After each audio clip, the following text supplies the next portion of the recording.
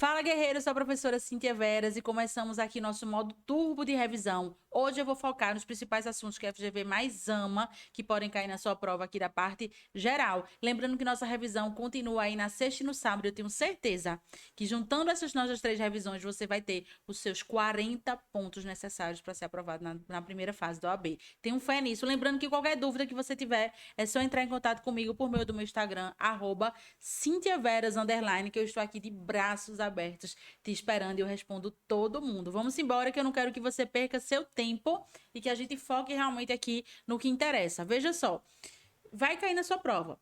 Pode ter certeza. Lei penal no tempo e no espaço. Lei penal no tempo, lei excepcional, lei temporária, abolício crimes. Lembrar que da extratividade da lei penal, que é gênero que possui 2 espécies, ultratividade e retroatividade.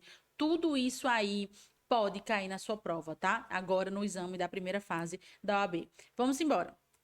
Conflito de leis penais. Pedro, brasileiro residente no exterior, cometeu fora do território brasileiro crime de genocídio contra um grupo religioso e posteriormente retornou ao Brasil. Nessa situação, veja só, quando eu falo de lugar do crime, eu não estou falando de competência, não estou me referindo à competência.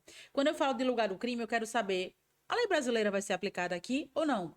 A gente tem o princípio da territorialidade, que é a regra geral. Praticou o crime dentro do Brasil, a lei aplicada será a lei penal brasileira. Mas a gente tem os casos de extraterritorialidade da lei penal, incondicionada e incondicionada, onde a lei brasileira será aplicada, ainda que o crime tenha acontecido no exterior. A incondicionada é aquela em que incondicionalmente será aplicada a lei brasileira. A condicionada é aquela que será aplicada a lei brasileira por crimes cometidos por brasileiros, desde que aí você tem que preencher o checklist, os requisitos. Nesse caso aqui, a gente tem um crime de genocídio. É clássico o caso de extraterritorialidade incondicionada, ou seja, incondicionalmente será aplicada a lei brasileira, ainda que o agente tenha sido absolvido ou condenado no exterior. Tá? Ainda que, veja só, a gente tem o nosso gabarito, a letra C, poderá ser julgado no Brasil, ainda que absolvido ou condenado no estrangeiro. Na extraterritorialidade incondicionada, a gente tem crimes contra a vida ou liberdade do presidente da República, e aí se liga, não é vice, é vida e liberdade do presidente, não é crime contra o patrimônio, não é crime contra a dignidade sexual, é crime contra a vida e liberdade do presidente da República. Aí a gente tem aqui todo o rolê da administração pública, direta, indireta, ou quem trabalhe para ela, né? Temos aqui no primeiro o princípio da proteção, princípio da proteção ou da defesa, e temos também o caso de genocídio, quando o agente for brasileiro e domiciliado no Brasil. Então, a extraterritorialidade incondicionada vai ser aplicada para esses crimes, ainda que tenha sido absolvido ou condenado no estrangeiro. Aí a gente tem também outro tipo de extraterritorialidade aqui, que é condicionada, tá? Condicionada. Ou seja, vai ser aplicada a lei brasileira aos crimes cometidos por brasileiro, desde que esse brasileiro tenha entrado em território nacional, o fato também seja punido no país onde ele foi praticado, por exemplo, o caso Robinho. O estupro era punido na Itália, também punido no Brasil, que o crime esteja entre aqueles que cabe extradição. O agente não pode ter sido absolvido, diferentemente da incondicionada, né?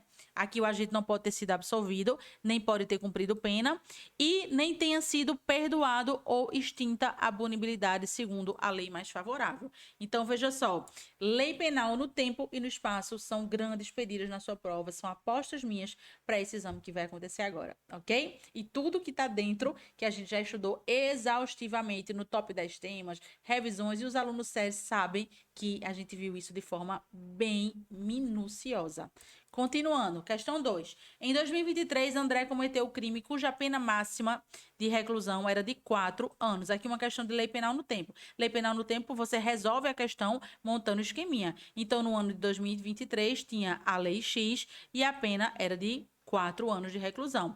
Em 2024, entrou nova lei em vigor, aumentando a pena para 8 anos. Em 2024, surgiu uma lei Y e a pena foi para 8 anos. Eu lhe pergunto, pode essa pena retroagir? Não pode. Não pode retroagir, senão prejudica o réu. E o que é que vai acontecer? Quando surge uma lei nova, Cíntia, a lei velha ela não morre? Morre. Mas na ultratividade, a gente pega essa lei aqui que está morta e os efeitos dela são aplicados aqui, ó, no futuro.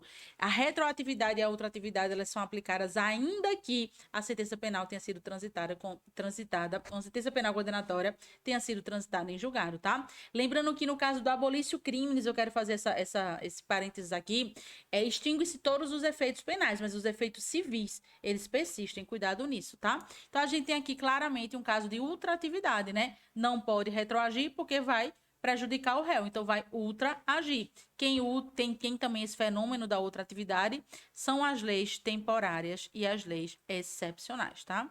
Cadê aqui minha borracha para eu apagar? Qual é a resposta que a gente tem aqui no nosso gabarito? A lei penal mais gravosa não retroage, porque senão vai prejudicar o réu, né? Artigo 5º da Constituição, princípio da irretroatividade. Lei penal só retroagirá para beneficiar o réu. Não retroagirá, salvo para beneficiar o réu, devendo aplicar-se a norma vigente à época dos fatos. A gente tem aqui a ultratividade, e aqui eu trouxe para vocês uma revisão rápida. O que era bom ficou ruim, é a ultratividade, que é o nosso caso, né? 2023 era bom, em 2024 ficou ruim. Então, 2023 vai ultraagir. E também cabe na lei excepcional e temporária, como eu trouxe, e a retroatividade é o que era ruim ficou bom. É como se em 2023 a pena fosse de 8 anos e em 2024 de 4 anos. Nesse caso, iria retroagir, não é? Artigo 5º da Constituição, a lei penal não retroagirá, salvo para beneficiar o réu. E agora a gente tem um caso de concausas. Nexo causal vai cair na sua prova. A FGV ama nexo causal e teoria do erro. Isso aqui são sempre ótimas pedidas. Nexo causal, teoria do erro, crime impossível, desistência voluntária, arrependimento eficaz, arrependimento posterior, artigo 15, 16 e 17. Tentativa, os tipos de tentativas, tudo isso são grandes pedidas para sua prova e que você vai revisar tudo aqui comigo no SERS. Vamos embora. Alberto efetuou disparos de arma de fogo contra Bruno, mas não acertou. Todavia, em razão do susto, a vítima teve um colapso nervoso e morreu. Não morreu em virtude do disparo, porque nem acertou, mas teve um susto e morreu em razão desse susto. Infartou, teve um colapso e etc. Veja só, a vítima só teve esse susto e colapsou por conta do tiro que nem pegou nela, por conta do susto que levou. Nesse caso, a gente não tem rompido o nexo causal. A gente tem aqui uma concausa relativamente independente. Nas concausas relativamente independentes, o agente responde pelo resultado. Então, vai responder aqui pelo homicídio consumado. Ele deu causa, não rompe o nexo causal. Aí, lembrando aqui, na concausa absolutamente independente, não responde pelo resultado, só responde pelos atos já praticados. Na relativamente independente, como é o caso da nossa questão, responde sim pelo resultado. Mas a gente tem uma exceção, e aqui é a cara de prova. A exceção de concausa relativamente independente superveniente. Nesse caso, excepcionalmente, ainda que seja relativamente independente, vai responder somente pelos atos já praticados. É, por exemplo, aquela situação de eu dar um tiro em Clóvis para matar. Eu imagino que eu tenha realmente consumado, que eu tenha matado o Clóvis, vou embora. Mas aí as pessoas chamam o SAMU, o Clóvis é socorrido com vítima, e durante o trajeto até chegar ao hospital para ele ser socorrido, Clóvis, a ambulância do SAMU se envolve num acidente de trânsito e Clóvis morre, não em virtude do tiro que eu dei, mas em virtude dos traumas que foram ocasionados, oriundos desse acidente de trânsito. Perceba, Clóvis só estava dentro daquela ambulância porque eu dei o tiro nele, por isso que é relativamente independente. Ele só estava lá porque eu dei o tiro nele. Mas eu não posso responder por uma consequência que eu não dei causa. Não fui eu que dei causa à morte dele. Eu contribuí para que ele estivesse lá dentro da ambulância, mas a causa não foram os tiros que eu dei. A causa foram os traumas oriundos desse acidente de trânsito. Portanto, nesse caso de superveniência de causa relativamente independente, o artigo 13, parágrafo 1º, nesse caso, vai responder somente pelos atos já praticados. É uma exceção, tá? Cuidado, isso aqui é muito cheiro de prova. Mais uma, Caio, muito atuante nas redes sociais, compartilhou vídeos de fotos pornográficas em grupos de amigos. Veja, não tá falando aqui que é de criança e do adolescente. Isso aqui é o que mais tem, infelizmente, hoje em dia, né? Você recebe um nude e sai compartilhando, não sabe nem de quem é. Então, veja, ele foi lá e foi compartilhar. Simplesmente soltou. Aí, deu rolo, porque uma das pessoas que ele compartilhou, veja só, uma das pessoas que ele compartilhou, procurou a delegacia de polícia para dizer o que Caio tinha feito. Aí, o delegado indiciou Caio pela prática do crime no 218C do Código Penal. Crime contra a dignidade sexual. Vai cair na sua prova. E eu aposto muito em fraude Fraude, tá? Que é o que a gente chama de estelionato sexual. Aí você lembra do caso de furar a camisinha, o caso de João de Deus, né? O caso dos médicos que se aproveitam ali nas consultas. Assédio sexual. Esse aqui, 218C, também uma grande pedida, tá? Então se liga, fica cuidado nisso. Fica prestando atenção nisso. O qual prevê a figura penal do compartilhamento não autorizado de cenas de sexo ou pornografia. Caio, surpreendido com a acusação, afirmou não ter conhecimento do fato que ele praticava. Veja só. Ele sabia o que estava fazendo, mas não sabia que aquilo era crime. Isso é o quê? Erro de proibição. Mas que erro de proibição, Cíntia? Direto ou indireto? Erro de proibição direto. Ele sabia o que estava fazendo, mas não sabia que aquilo era crime. E no Brasil, você não pode alegar o desconhecimento da lei. Nesse caso, como era um erro de proibição evitável, ele vai ter uma diminuição de pena. Se fosse inevitável, é que não. Mas não é evitável, ele tem uma diminuição de pena.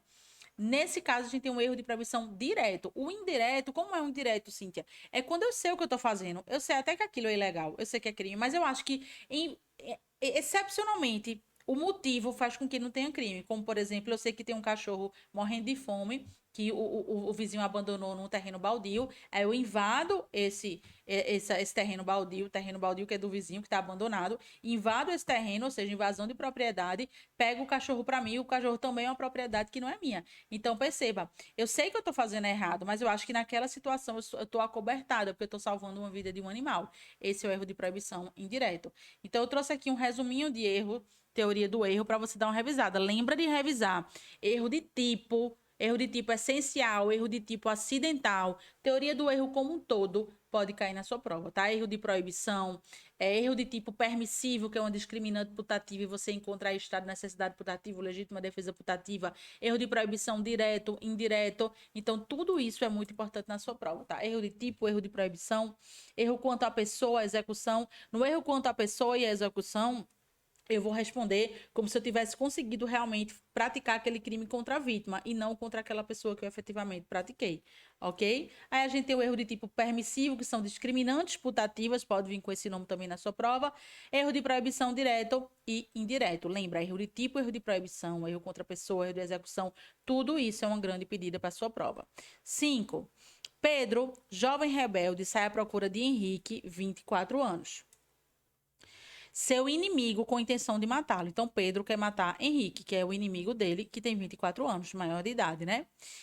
Vindo a encontrá-lo conversando com uma senhora de 68 anos de idade, ou seja, idosa. Pedro saca sua arma regularizada e cujo porte era autorizado e dispara em direção ao rival. Ao mesmo tempo, a senhora dava um abraço de despedida em Henrique e acaba sendo atingida. Erro de execução. Ele não errou a pessoa aqui, ele errou a execução. Henrique, que não sofreu qualquer lesão, Henrique saiu ileso, tenta salvar a senhora, mas ela falece. Nesse caso aqui, minha gente, ele vai ter praticado um crime de homicídio doloso consumado apenas. Ah, Cíntia, mas ela era idosa. Não, mas foi um erro de execução. Ele aqui vai responder como se ele tivesse matado Henrique, que era quem ele queria matar, que tem 24 anos. A questão não ia te dar essa informação aqui à toa. Sem causa de aumento de pena em razão da idade da vítima. E aqui eu quero que você revise artigo 73, o artigo 73 com o artigo 20, tá bom? Muito importante, artigo 70. O artigo 70, veja só. Se por acaso ele também tivesse atingido, Henrique, tivesse atingido tanto a idosa quanto o Henrique, a gente ia aplicar aqui a regra do artigo 70, tá? Então, se liga nesses comentários, o material fica disponível para vocês. Aí você pode pegar esse slide depois e revisar, porque a aula ela é mais dinâmica mesmo. Eu quero que seja rápida. Eu não quero passar de 20 minutos de aula para você, 15, 20 minutos, porque eu realmente quero que você gaste o seu tempo fazendo questão. O que vai te aprovar é você fazer questão incessantemente, tá? Aqui é o norte, aqui são apostas. Aí depois terminou a aula, essa live aqui rapidinho, que vai durar 15 minutos. Tô vendo aqui o tempo, vai durar 15 minutos, 20 minutos no máximo para você. Você vai atolar o pé para fazer questão. Vamos embora. Mais uma. Túlio e Alfredo combinaram de praticar um crime de roubo contra a joalharia. Os dois ingressaram na loja e Alfredo, com emprego de arma de fogo, exige que Fernanda, a vendedora, abra a vitrine. Veja só, aqui a gente tem um roubo com concurso de pessoas e um roubo utilizando arma de fogo. Utilizando arma de fogo, crime hediondo. Arma de fogo seja de uso permitido, proibido ou restrito, tanto faz. Mas se a posse e o porte legal da arma de fogo, ela só vai ser hedionda se for de uso proibido, restrito e permitido não. Se liga nisso, tá? Cuidado. Nessa situação aqui, continua. Ó. Enquanto Alfredo vasculha as gavetas em frente à loja, Túlio ingressa nos fundos do estabelecimento com Fernanda em busca de joias mais valiosas. Momento em que decide levá-la ao banheiro e então mantém com Fernanda a conjunção carnal. Estuprou, né? Após, Túlio e Alfredo fogem com as mercadorias. Em relação a isso, a gente tem um quê, minha gente? Alfredo e Túlio, eles vão responder pelo roubo, né? Circunstanciado tanto pelo concurso de pessoas, quanto o emprego de arma de fogo. Aqui a gente tem um roubo hediondo. Mas Túlio também vai responder em concurso material por estupro. E eu trouxe aqui pra gente revisar essa parte. Veja, concurso de crimes, concurso de pessoas, repito, concurso de crimes, concurso de pessoas. Da parte geral que eu tô falando aqui agora, tá? Penas, dosimetria, que eu posso falar? Que artigo 15, 16 e 17, que são ali o quê? Desistência voluntária, arrependimento eficaz, arrependimento posterior, crime impossível, diferenciando de delito putativo. Tudo isso são grandes pedidos para sua prova. Tentativa, os tipos de tentativa também. Tudo isso são, sério, o puro suco do que pode cair. Continuando. Aí aqui a gente tem a autoria mediata e imediata. A imediata é quem pratica o verbo do crime, né? O autor. Né? Pratica o delito por si mesmo. Hoje eu acabo com ele, quero matar, dou 50 tiros de 12 e matei. A mediata, o autor mediato, ele utiliza geralmente um inimputável, um menor de idade, por exemplo, um inimputável, para praticar o crime, mas ele é o autor mediato, ok? Aí aqui, ó, o puro suco do que se cair, só você que está assistindo aqui a minha revisão, a revisão do Sérgio, vai acertar. Na autoria colateral, eu não tenho concurso de crimes, não tenho. Como é isso, Cintia? Imagine só que eu quero matar Clóvis e Dulce também quer matar Clóvis. Eu nem conheço Dulce, eu nem sei da intenção dela. Mas a gente ali está observando a rotina de Clóvis e nós sabemos que 7 horas da manhã, todo dia, todo santo dia, Clóvis sai para trabalhar. Aí, numa quarta-feira, eu decido que eu vou matar ele e Clóvis e Dulce também decide que vai matar. Então, eu vou para frente da casa dele, fico atrás de um carro, Dulce vai para frente da casa dele, fica atrás de outro carro. 7 horas da manhã ele sai, eu e Dulce, na mesma hora, atiramos. Veja, eu nem conheço Dulce, por isso que não tem um caso de concurso. Nessa situação, o que é que eu vou, quem é que vai responder pelo homicídio?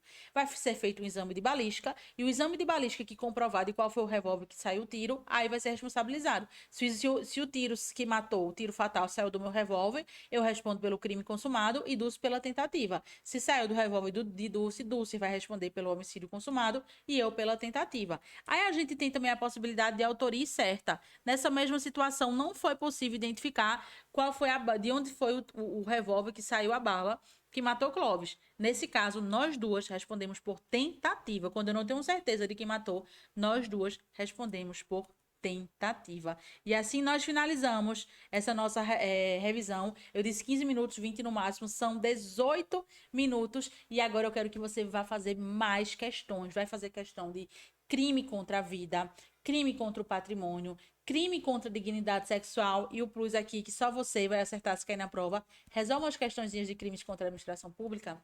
Vai lá, administração da justiça. Vai lá resolver questão, tá? Porque vai cair na sua prova. Um abraço, fique com Deus. Conte comigo, sexta e sábado tem muito mais. Você vai pegar as suas 40 questões só das revisões aqui do Célios. Eu tenho certeza disso.